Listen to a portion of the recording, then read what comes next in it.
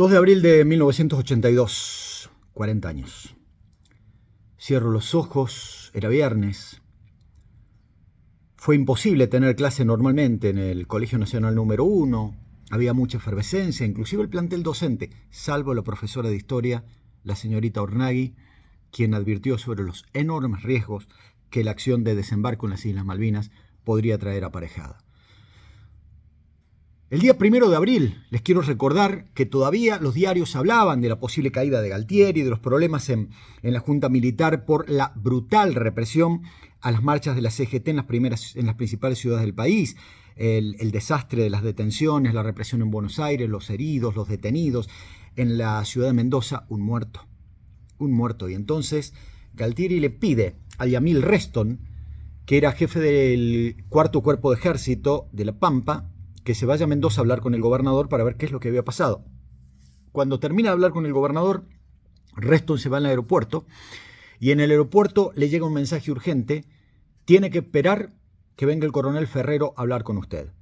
Se queda esperando y cuando viene el coronel Ferrero le dice: general, tengo orden del comandante en jefe de informarle que en este momento, era 1 de abril a la noche, se está llevando adelante una acción conjunta para recuperar las Islas Malvinas. Yamil Reston se quedó helado. Quiero decirles, vuelvo a repetir, Yamil Reston era jefe del 4º Cuerpo de Ejército, es decir, uno de los más altos jerarcas militares de la Argentina.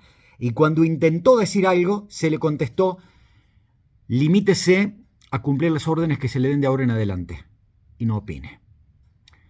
Ese mismo día, el jefe de Infantería Aerotransportada, Infantería de Montaña, de la Brigada Aerotransportada de Mendoza, el brigadier Crespo, recibe una llamada urgente de que tenía que ir al edificio Cóndor.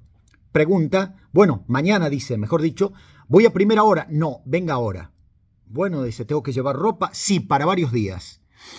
Pide que lo lleven a Buenos Aires, llega con el buzo de piloto, lo llevan directamente a la oficina del brigadier Weber, donde le dice las mismas palabras.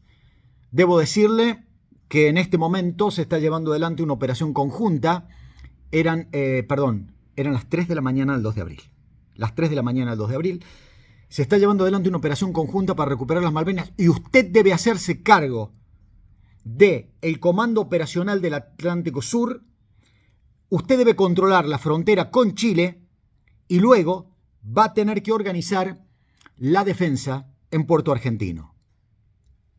El brigadier Crespo intentó hacer una pregunta y por toda respuesta recibió un cállese y vamos a hablar con el comandante en jefe. Bajaron 2 pisos para hablar con el brigadier Lamidoso. El brigadier Lamidoso empezó a darles instrucciones a cada uno de los jefes de la Fuerza Aérea que estaban allí y en un momento el brigadier Crespo dice: ¿puedo hacer una pregunta? Adelante. ¿Se supone que va a haber una guerra? No, dice Lamidoso. Tenemos la expectativa de que Gran Bretaña no responda. Pregunta nuevamente el brigadier Crespo: ¿y si Gran Bretaña responde, quién va a llevar el peso de la guerra?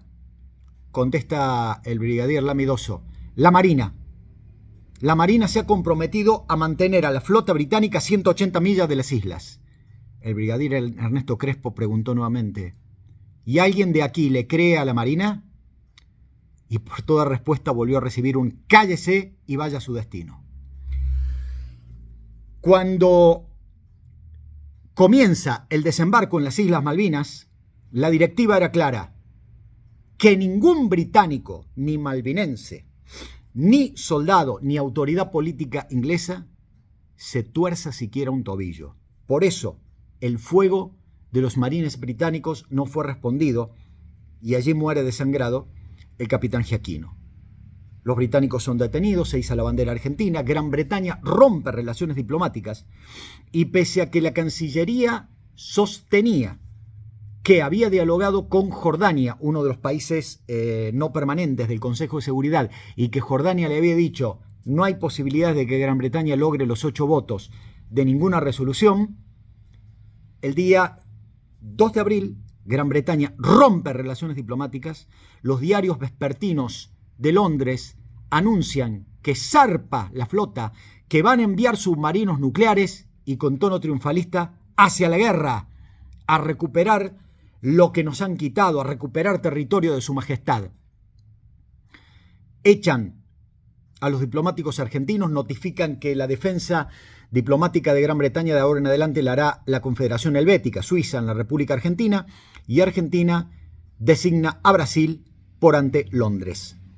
En las Naciones Unidas, el embajador argentino ante Naciones Unidas, que se enteró tardíamente del desembarco argentino, además de que él era nuevo en la ONU, no sabía ni los internos de los teléfonos del Consejo de Seguridad, mientras que el embajador inglés Anthony Parsons ya había palabrado prácticamente a todo el Consejo de Seguridad.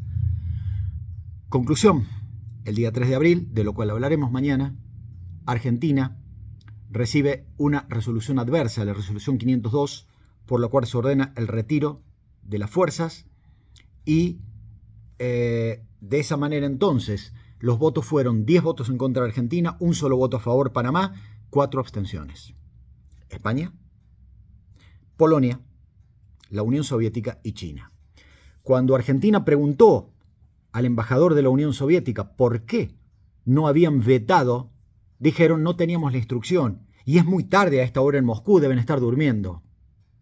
¿Alguien piensa que en plena Guerra Fría, cuando se convocaba una sesión extraordinaria del Consejo de Seguridad, alguien dormía en alguna de las principales capitales del mundo? Creo que eran señales que la Junta Militar no supo entender y Cancillería equivocó en su análisis. Probablemente desconocían que Yalta estaba vigente. Probablemente no entendían lo que significaba el mundo bipolar, lo que significaba el mundo occidental, pero lo peor, que Estados Unidos, como jefe de bloque, tenía bien en claro que no iba a entregar la cabeza de una aliada fundamental ante una Europa que estaba lentamente girando a la izquierda, una aliada como Margaret Thatcher, frente a un gobierno cuyos únicos papeles delante del gobierno republicano de Ronald Reagan era estar colaborando con los antisandinistas desde Honduras y con los militares de El Salvador. La idea, ¿cuál era? Desembarcar y a los 3 o 4 días dejar solamente una fuerza policial y buscar que la Organización de las Naciones Unidas estableciera cascos azules, pero evitar que los británicos volvieran a ejercer el dominio colonial en las islas. Lamentablemente, desde el mismo 2 de abril se empieza a ver la discrepancia entre las fuerzas, el distinto criterio para enfrentar lo que nadie pensaba que podía ser una guerra, pero peor aún, qué actitud íbamos a tener respecto de Europa, respecto del mundo socialista y respecto de América Latina y de los Estados Unidos de América. Pero esto no corresponde a este día. Lo concreto es que el 2 de abril finalizó con mucha euforia por parte de un país que durante el siglo XX solamente había sentido el olor a pólvora para cuando se reprimían a las marchas políticas, sindicales o estudiantiles.